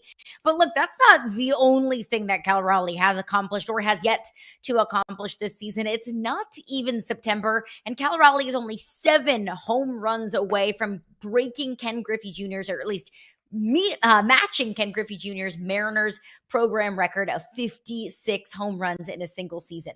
But to add on to his accolades, he also on Sunday became the first ever player with 9 multi-home run games in the history of Seattle Mariners franchise, breaking Ken Griffey's record of 8, and became the first ever player with 9 multi-home run games for any Major League Baseball switch hitter. He broke Mickey Mantle's previous mark of 8. So now Cal Raleigh breaking the records of certified Hall of Famers in the game of baseball. Love that. Don't love the nickname. We're going to have to work. I know you don't give yourself a nickname, but Big Dumper, Big Dumper is the best nickname in sports right now. Big Dumper? Are you kidding? Yeah, no, I'm out. I'm out completely, Cal. I love you, buddy. Congrats on the success.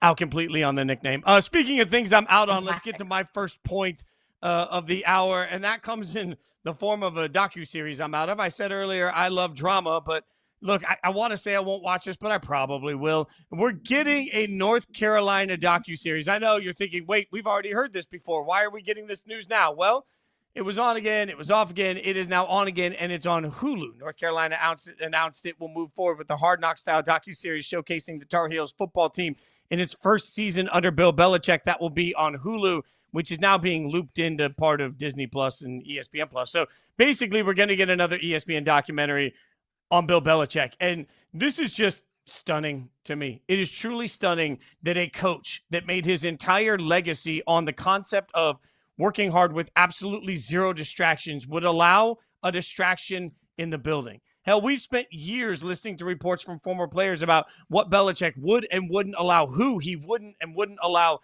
within the building. I know and have worked with former Patriots players that will tell you it was the most locked down place you could ever imagine, that everything was about one focus and one focus only, the game on Sunday. Patriot players have won multiple championships and afterwards come out, and some have spoken about the fact that, yeah, they won, but they didn't enjoy any of the process because it was so focused and so locked in, it just wasn't fun to play football. Well, apparently, college Belichick is out here having a blast. The concept that this particular coach, of all the coaches, this guy would be the one that allows cameras to come everywhere and follow every ounce of the season. Look, I love it because maybe we'll get more of a sense of Belichick, and guys that played for him will tell you he's a funnier human being than most of us realize. I love it because it'll give us drama, and as I've said many times on this show, I love any opportunity for a little drama, but I hate it for just the pure fact that this is yet another reminder of whatever Bill Belichick has been in the past is not the Bill Belichick we're getting now. Let's just acknowledge that we have zero idea if Bill Belichick's really going to work at the college level. And certainly what we thought Bill Belichick would be is wildly different than who he is now. This is only the beginning of a conversation about how we will judge Bill Belichick when his time as a head coach is done. A conversation, frankly, we need more time for, and we're ready to have for you tomorrow. Be sure to hang out with us on Yahoo Sports Daily, because there are real questions about what all of this means. Yes, I cannot believe we're saying it, but it's actual for the legacy of one Bill Belichick. In the meantime, what I know is we'll get too many details along the way of a season that could end up being very mediocre in Chapel Hill. All right, let's get to our main point of the hour, Caroline Fenton, and that is it's Kiss and Make Up Day. This is a real thing, all right? People think we might be making it up. No, it is August 25th is the day to end grudges and forgive. It's a Kiss and Make Up Day. Now, I'm not sure you can actually just kiss and make up most of the time. Like, that concept feels a little antiquated. Somebody I don't like comes up, tries to kiss me and make up with me. It's not going to go well. But I figured we could come up with some sports or pop culture kiss and make up opportunities. Like, I don't know, Jerry and Micah. Wouldn't life be easier if Jerry and Micah would just kiss and make up? I mean, life would be easier, but wouldn't our lives as sports talk hosts be much less interesting? But everything would be better. Everything in football land, whether it's Jerry and Micah or the Bengals and Trey or the Commanders and Terry McLaurin, everybody just put your egos to the side, sit down at the negotiating table, kiss each other with consent, make up and sign on the dotted line, and then everybody can walk into the sunset together and we can all enjoy being best friends and playing football together. Yeah, I mean, it's less dramatic, but it's more fun. You mentioned the Commanders and Terry. Let's put them in this category. Like, I need the Washington Commanders and Terry McLaurin to just kiss and make up. I want Terry McLaurin to have the biggest season of his entire career, and I want the Commanders to continue this resurgence. I think it's fun when you see somebody that, like a fan base that has just been so damaged for so long, now gets to celebrate. I need Terry McLaurin and the Washington Commanders to just kiss and make up. I need Terry McLaurin as a Washington Commander like a fish needs water, like I need air. The Commanders cannot tear apart this offense that finally, after years and years of misery, the Commanders found themselves in the NFC Championship game. They weren't just good. They weren't just relevant. They were contenders. That Jaden Daniels has been the answer to so many Commanders fans' prayers. And what are you going to do in year 2 when he's a legitimate MVP contender? What are you going to do in year 2 when the Washington Commanders can run things back? What do you do? Just all of a sudden just tear this offense apart? No, Fitz. They can't do it. Yeah, I'm in for this. I'm also in for Belichick and Kraft kissing and making up. Like, I want to have this world where Belichick and Kraft are in one world together.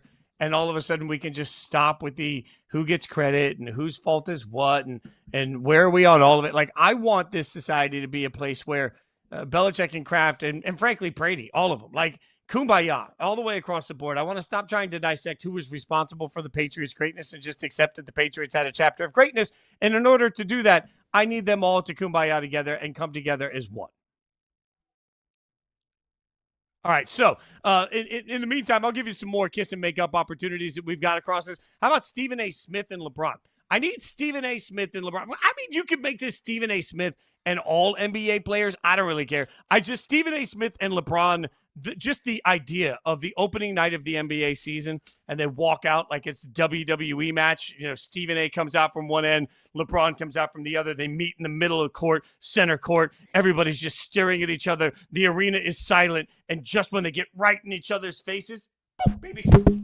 Oh, I hit my mic. I was so excited. Fitz I wants just threw to my mic kiss over. and make up so much that he's going to start throwing things. My goodness. Yeah. But I think this photo that was just this photo is so perfect because I feel like this is how each of them feel about their feud. Like, LeBron is pissed. He is seething. He is angry. You can feel you can see the steam coming out of his ears that he takes personally and to heart what Stephen A. Smith has to say about him. And Stephen A. is over here like, I do not give a damn what you think about me, how you feel about me. I'm going to be sitting here in the stands playing my solitaire, and I am not worried about it. So I would love these two to kiss and make up because it would be lovely, and the peace and harmony in our world would be wonderful. But also, it is just really fun to see these two. We get two of the biggest sports figures today beefing. It is nice. Yeah, LeBron's got that look of like, you said what? And Stephen A's got that look like the check's clear. You heard what I said. All right, what about a college football beef? Jimbo and Nick Saban. Can we get Jimbo and Nick Saban to go out and kiss and make up?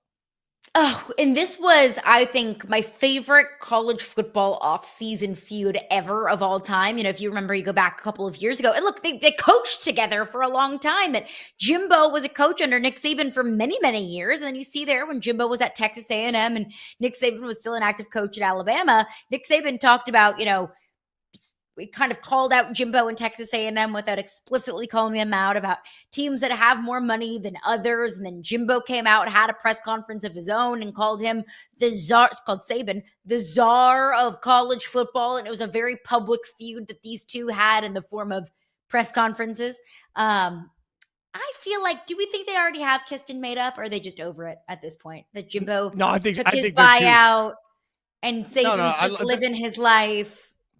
Grumpy old men. They're grumpy old men. Like they like each other, but they don't like each other. It's like the movie concept. What about Lane Kiffin and Vols fans? Can we get Lane and Vols fans to kiss and make up? No, because it's too funny. And, I was actually at that game. It was in 2021.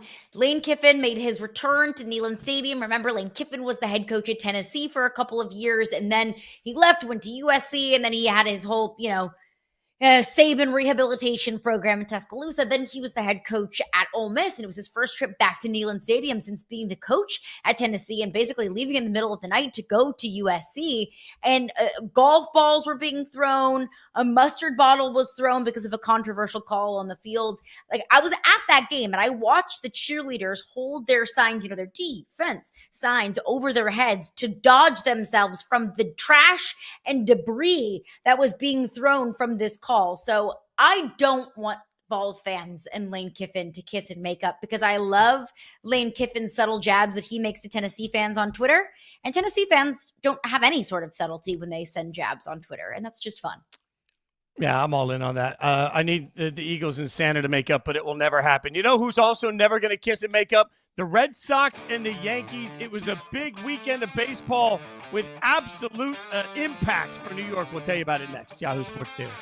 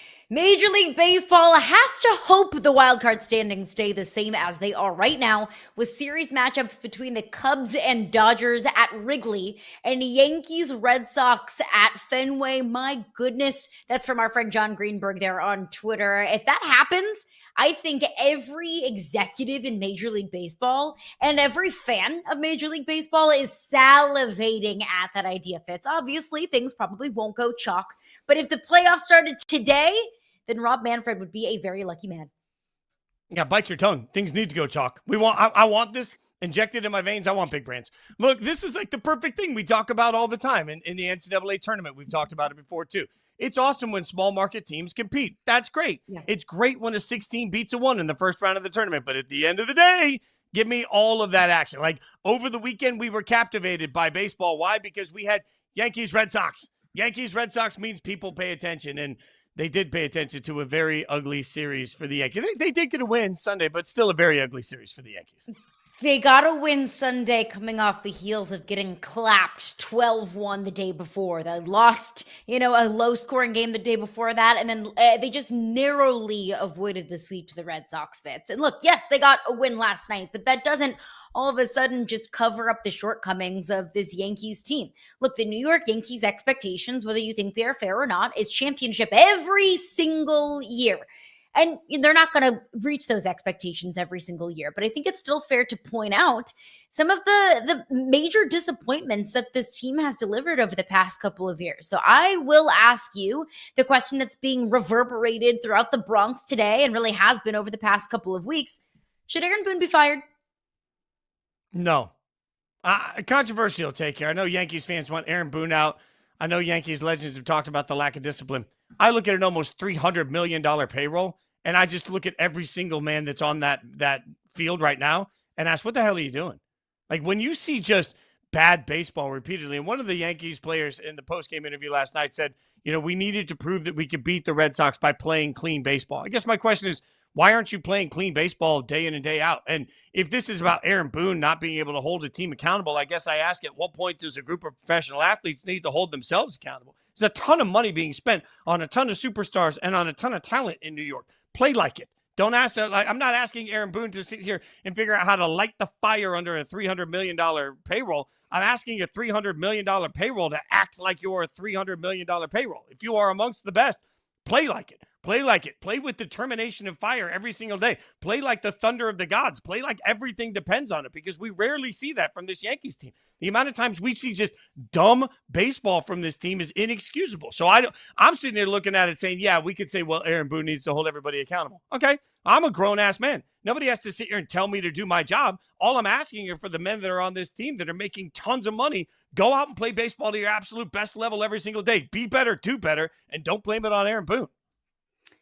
I think Aaron Boone should be fired. And I think that we have plenty of data points to prove that this Yankees team has fallen way short of the level of talent on this team. We've seen major regression from DJ LeMahieu ever since he got extended. And sure, you could chalk that up to maybe just DJ LeMahieu isn't good enough. Maybe DJ LeMahieu was overpaid, and just because you pay a guy to a certain level doesn't mean that he's going to execute at that level. But I also think that Aaron Boone should be partly culpable for that. Same thing with Anthony Volpe, that he has been an absolute liability defensively. But if you're a Yankees fan and you think that Aaron Boone and firing Aaron Boone will be the solution to all of your problems, I think that you're wrong. Because I don't think that firing Aaron Boone and just bringing another one of Brian Cashman's guys in is going to all of a sudden just solve all of the Yankees' problems. I think if the Yankees want to solve their problems, they need to find the root of the problem. And the root of that problem is Brian Cashman. So sure, if you want to fire Aaron Boone, then fire Aaron Boone. But I think that Brian Cashman, the general manager of the New York Yankees, is the real problem here, because Aaron Boone is Brian Cashman's guy. And Brian Cashman has been defending Aaron Boone and has continued to defend Aaron Boone. Now, is that because he actually believes in Aaron Boone, or because he brought in his guy and he's going to defend his guy because he doesn't want to look wrong? Well, you could make an argument either way. There's a long history. And look, when a general manager is in place for a decade, there's a lot of reasons for support and a lot of flubs and mistakes along the way. But I think we now have maybe gotten to a point where the Brian Cashman experiment in the Bronx has just gotten old. The Joey Gallo trade was a bad one. Extending Aaron Hicks $70 million over 7 years was a bad move. That not putting a legitimate starting Major League Baseball third baseman in place of Anthony Volpe, not addressing that problem, was a massive issue for this Yankees team. Now, Garrett Cole is injured. That's not Brian Cashman's fault. Aaron Judge has been dinged up at points throughout the season. That's not Brian Cashman's fault. But to not have legitimate solutions in certain holes on this roster, that's Brian Cashman's fault. So if you want to address the root of the problem in New York, it's Brian Cashman, not just Aaron Boone. I will also remind everybody, though, I love your point. Changing managers right now is useless. I know the Phillies did it a few years ago and they got to the World Series. But if you look back, only 9 teams in Major League Baseball history have changed a manager during the season and made it to the World Series. And the last time an interim manager won the World Series was 2003. 2003, when the Florida Marlins with Jack McKeon turned around and won the World Series. I say all of that to say, look. That's how long ago it was. 100%. The Florida Marlins. So, to think about 2003 was the last time that we saw this, that speaks to something. Yankees fans, you're stuck right now. If you believe firing Aaron Boone is the right move, okay, do it after the season and see what happens. But if you want to have a shot at this year's World Series with this roster, I think you got to stay the course, and you got to hope that every single one of the players on that field wake up. We'll keep you updated on the Yankees, of course, obviously, throughout the course of the season, because it's dramatic and fun, and we love it. But coming up, scrolling through the weekend, maybe you should be paying more attention to a WNBA star not named Kate.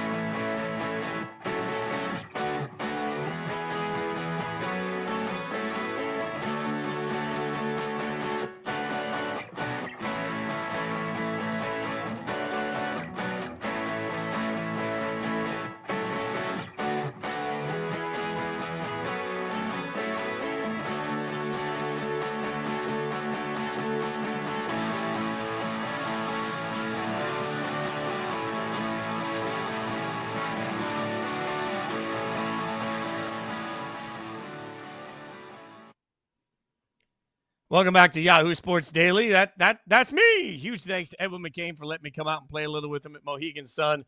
Also, Train absolutely crushed it. But yeah, I got to hang out with Edwin McCain this weekend, go out and play a couple of his big old hits, and he let me play a little bit of fiddle. That was my weekend. Yahoo Sports Daily. Caroline Fenton, I'm Jason Fitz. Caroline, how was your weekend? That's amazing. That is so cool. Give yourself some time to marinate on that and to brag on that. Not every day does your co-host get to play with Edwin McCain and Train. So congratulations to you, my friend. Is it like when you get up there, do you get nervous, or is it like riding a bike? You just get right back on the horse and you're back into it? I am lucky to have a wall full of records behind me from my past, and I toured the world. And part of the reason I stopped touring the world to get into music is because I would play shows and not feel any great, the biggest crowd I ever played in front of was like 110,000 people. And there was no rush. Easy. And it's funny for me because it was a sold out show, sold out arena. And I walked off stage and I was like, okay, like it just doesn't give me it's fun. It's fun to go out, play a little bit and be like, hey, show off. I've done this my whole life, but it doesn't give me I get more of a rush out of what we do every single day than out of stepping on stage and playing for some people. But Edwin, incredibly kind, incredibly gracious, still sings his tail off too, by the way. So, it was a really cool moment for me because I'm such a fan of his music. Used to sing it in Nashville at karaoke bars all the time. So to actually stand up and play with him was a cool thrill. Sing one you for had a good us now? Weekend though. No. I only sing for money. Fair. Come on, let's go. Worth a shot. That is totally fair. My weekend was significantly less cool because I did not play on stage with any famous musicians, but I did do this. So backstory here, there's a farmer's market about half a mile away from my house. And I love a farmer's market. I love to cook. I love to just go to the farmer's market, pick up whatever looks good, and then I'll just have a fun little freestyle little recipe and make whatever my heart desires. So there was a fishmonger there at the farmer's market. I thought, okay, fun. I'll go pick up some fish. We'll make that for dinner tonight. So I ordered what I wanted and did not realize that it was going to come in that form of an entire fish with scales and gills and eyes all on. And I panicked and didn't know what to say to the fishmonger that was checking, me out. And I wasn't going to say, well, what do I do with this? Are there guts in there? I freaked out. I panicked. I paid for it and I left. And then I just walked home, and the entire walk home, I was thinking to myself, what in the world am I going to do with this? So Google was my friend. I found out a way to do it. I turned the fish on the left, eyes and scales and gills and everything, into the fish on the right. And it was absolutely delicious. I just shoved it full of garlic and lemon and spices and fresh herbs, and it ended up being amazing. So take on the kitchen, things that intimidate you, because that intimidated me, but it was a lot of fun. I'm shook right now because I really thought when I saw the picture that that was like at a restaurant. Like, because usually if you go to a restaurant and they serve you a whole fish, it's branzino, and you got to like work around the little bones. So up until this very instant, I thought the entire time that somebody had prepared that for you. And instead I find out that the next Yahoo Sports Daily team outing is going to be at Caroline's, and she's going to come on down for all of us. Let's go. Branzino or whatever your little heart's desire. Yeah, come on down to Charlotte. I'll cook for you. All right, let's take a look at some of the other great action from scrolling, things that we noticed as we were just doom scrolling the entire internet. I love this from Ben DiNucci. Not many beers better than airport. Quote, I just got cut from the NFL for the 7th time. Beer, trust me, you wouldn't understand. The sense of humor on this, the amazingness of it, and then just the sitting at the airport and having a beer. Airport beer, undefeated beer. Airport beer is definitely by far a top 5 beer. Love an airport beer. Now, I've never had I just got cut from the NFL for the 7th time airport beer, but I love that Ben DiNucci is just taking all of this in stride, being in his position. The future, in your future in this league, is such a question mark. Every single day could be the best news or the worst news of your life. So I appreciate him taking it in stride, but quality airport beer there. I hope you had 2. Now, I've never had a cup from the NFL beer, but I've had some bad day beers at the airport, and they're pretty good. These, I don't know, like Conor McGregor and David Beckham hanging out. And like, you want to just talk about 2 guys that look rich. I don't know where they are. In my mind, I want to imagine it's like Abu Dhabi or something. It seems like there's some exotic place. It's probably just Miami. It's like, this is a place you and I can't afford to get into. This photo just called me poor. And also, like, what is Conor McGregor wearing? Like, I understand we are in completely different tax brackets, but in any tax bracket that is a fashion question mark, he looks like he's wearing his jammies and his slippers Fits. Is that like the new look? Is that what the billionaires are wearing these days? Millionaires, billionaires, whatever he is, richer than me. I don't know. But I also know that, like, it's weird if you're Conor McGregor and you're taking a picture with somebody that's just more successful than you are. It absolutely. So like, I can't imagine what that feels like. I don't know, like 2 monitor. Is that a hot take? Yeah, no, I don't think so. I mean, come on, David Beckham. Like, if we're making if we're making a list of celebrity or a list of accomplishments, David Beckham. David Beckham is on a tier higher than Conor McGregor. MMA and fighter, also wildly handsome. Yeah, that is true. Look at this. This MMA guy. I mean, he gets knocked out, and in the moment he gets up and he's a little confused, right? He's down on the ground, but then he's getting up and he's confused, and then he's like, he's going after the ref because he thinks he's still fighting, and the ref has to take him out. Oh my gosh, no! Give that ref a contract. Give him a contract, let him fight, put him in the octagon, let him have his day in the sun. That's a little bit scary, though, that he was knocked to the ground and was so confused that he didn't know who he was fighting. That does scare me just a little bit. It is scary, but also the fighter that lost should get 2 L's because you took 1 from the fight and 1 from the referee. So I hope the next time the referee comes into the ring, too, he's announced with an undefeated record of 1-0. He's undefeated. WNBA, Paige Beckers undefeated. True or false? Paige Beckers is better than Caitlin Clark. Paige is having an incredible, and I mean incredible, rookie season. Mm-hmm. I mean, she just put up 44 points. That's the most by any WNBA rookie in the history of the league. So Paige has been unbelievable. Now, is she better than Caitlin Clark? I don't know if I can necessarily go there. Obviously, it's easy for us to say it's recency bias. Caitlin Clark has been injured and has been on the bench for a majority of the season, while Paige Beckers just continues to shine and get better and better and better. She's really settling into her WNBA role. I don't know. I cannot say definitively who is better, and I don't really want to have this conversation right now. We will be able to at some point. I think the great thing is, though, Fitz, that we're having this conversation, that we can say, like, hey, it's not only just one massive superstar household name in the WNBA. In comes Paige Beckers, another superstar in her own right, and we can now kind of spread the love and the conversation and the WNBA. I love Caitlin Clark, but it's not just Caitlin Clark who's fantastic in this league. Yeah, like, the love and appreciation of Caitlin Clark is allowed to be a gateway drug that can get you into the rest of several other, like Asia Wilson would like a word, Nafisa Collier would like a word. Like, there are plenty of superstars in the WNBA.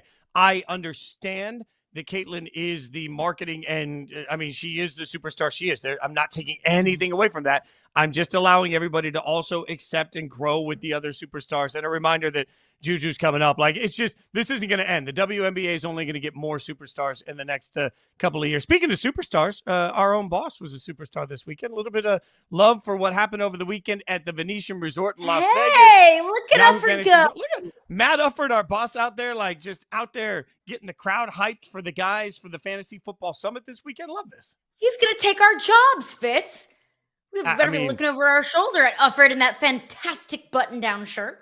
I mean, that is a bold decision. It's a bold decision, and I like it. I like the bold decision from him. Everybody else looks like maybe they had a long night the night before. We want to give a special shout out to everybody that came out in the 28 days of fantasy. Keep hanging with us. We've got several days left of the 28 days of fantasy. You can you can scan right there to see how to keep up with what we're doing, obviously, for every Yahoo Sports show. But the 28 days of fantasy, a huge initiative for us that we're really particularly proud of. So thanks to everybody that came out to Vegas over the weekend and hung out. Fantasy football has never been better. New initiatives every single day. Hang out with us tomorrow morning. We will be back at 9 a.m. Eastern, wherever you catch your Yahoo Sports. She's Caroline Fenton. I'm Jason Fitz. Thanks for watching Yahoo Sports Daily.